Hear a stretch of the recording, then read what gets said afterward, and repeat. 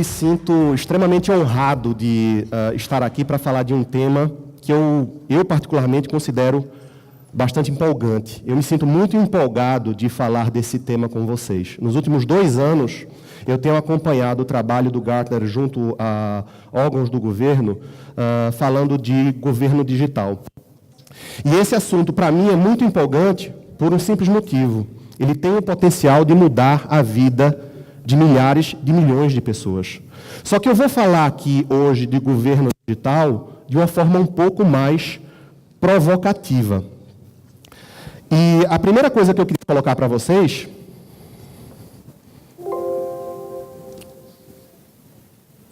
Tem que aprender como é que isso aqui funciona. A primeira coisa que eu queria colocar para vocês é o seguinte: talvez a primeira provocação que eu tenha feito tenha sido comigo mesmo.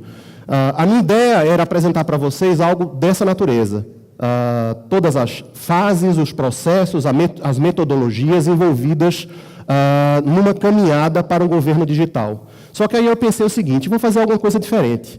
Que tal a gente pensar, a gente olhar para o governo digital com os olhos do cidadão? Opa, para cá, meu caro. Que tal a gente enxergar esse governo com os olhos do cidadão? Mas como é isso? Simples. Supondo que o governo faça essa caminhada e chegue no nível de maturidade de um governo digital, de um governo integrado, como é que o cidadão enxergará esse governo? Que tipo de diferença o cidadão poderá esperar na sua vida a partir do momento que ele tem um relacionamento com o governo digital?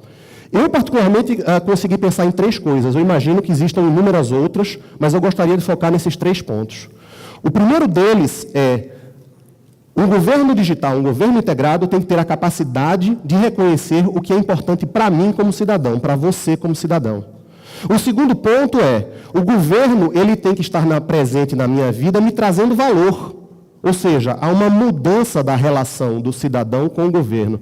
E o terceiro ponto que eu acho fundamental é: o cidadão tem que considerar o governo parte integrante da sua vida e principalmente... Voltou? Voltou.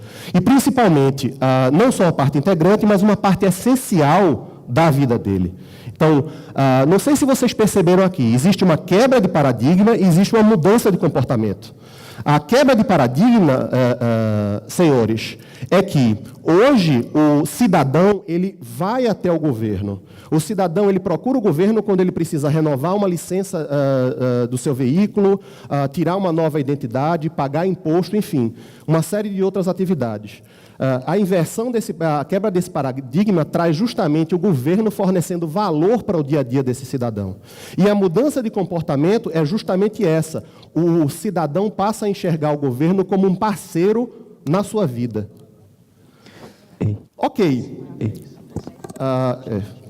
Ok. E sob o ponto de vista do governo, olhando pela ótica do governo, que tipo de ganhos eu posso ter diretos com uma jornada de governo digital? São inúmeros. Os principais deles são redução de custos, aumento da receita, aumento da eficiência da máquina do governo e tudo isso entregando mais para o cidadão. Agora, como vocês acham que hoje o cidadão enxerga o governo? Eu tenho a ideia de que é mais ou menos assim. O cidadão ele tem, para cada pasta, para cada instituição do governo, um relacionamento diferente. Então, se o cliente, no caso, se o governo acessa a segurança pública, ele tem uma experiência de governo. Se ele acessa a saúde, ele tem outra experiência de governo. Então, no fim do dia, esse cidadão ele vai ter múltiplas ideias do que o governo representa para ele. Agora, talvez a consequência disso seja como o governo enxerga o cidadão. Hoje, cada uma dessas pastas, seja educação, seja saúde, seja transporte, segurança pública, departamento de trânsito, possuem os seus próprios silos de excelência. E dentro de cada um desses silos de excelência, existe uma ideia de quem Rômulo é como cidadão, uma ideia de quem é você como cidadão. E, normalmente, esses silos de excelência, eles não se conversam. E se conversam, conversam muito pouco. Então, talvez essa seja a raiz do problema. Então, em resumo, o cidadão tem uma ideia de governo, uma múltipla ideia da figura de que o governo representa para ele, e o governo tem múltiplas instâncias de cidadãos armazenados em múltiplas pastas de governo. Então, numa proposta de evolução para um governo digital, é criada uma plataforma digital entre as secretarias, entre as instituições governamentais e o cidadão. Dessa forma,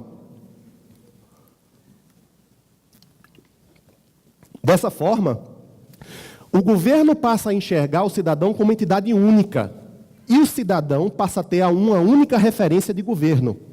Passa a ter um único ponto de contato e uma única identidade para esse governo. Agora, a partir do momento que nós temos o cruzamento dos dados dessas diversas pastas, imaginem a capacidade que o governo passará a ter.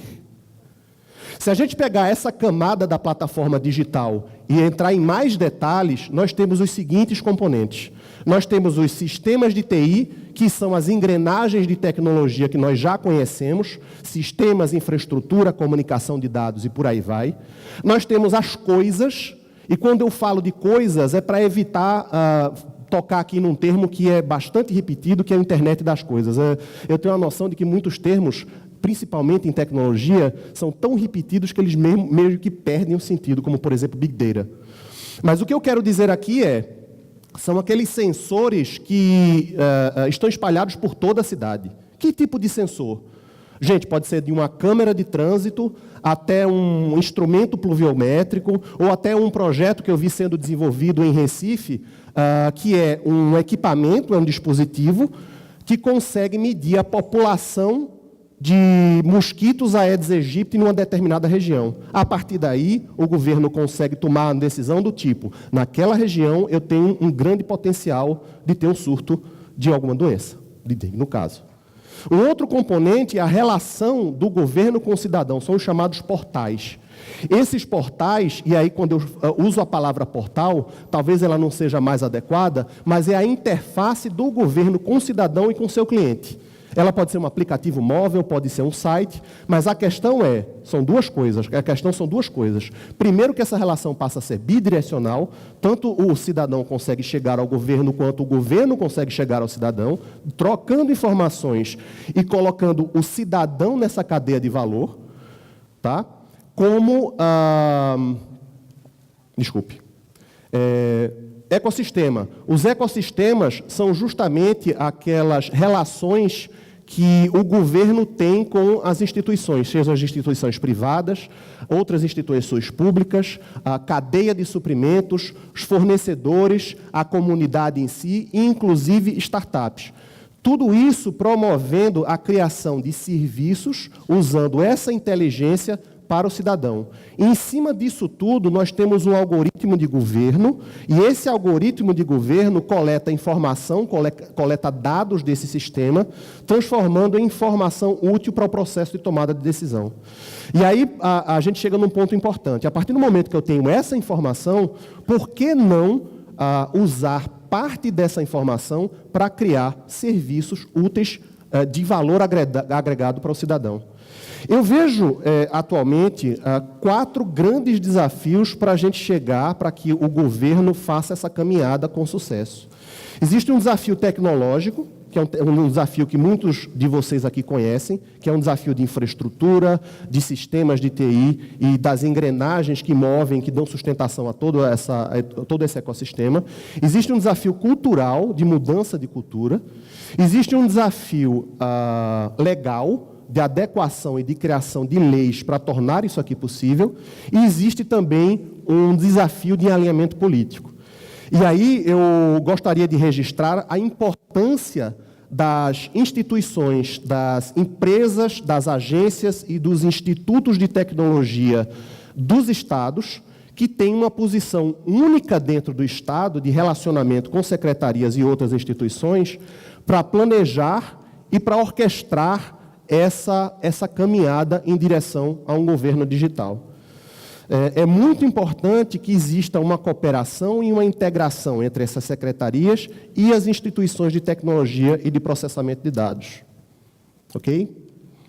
Bem, e levando tudo isso em consideração, eu gostaria de convidar vocês para no próximo dia 29 de maio, daqui a 2 semanas, num evento de lançamento do Comitê do Marco Civil, a presença do Cláudio Schalk, que hoje no Gartner é o nosso maior especialista em governo digital.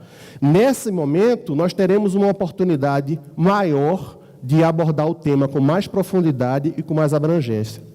E, para finalizar, eu gostaria de agradecer a oportunidade e deixar minhas informações de contato. Obrigado.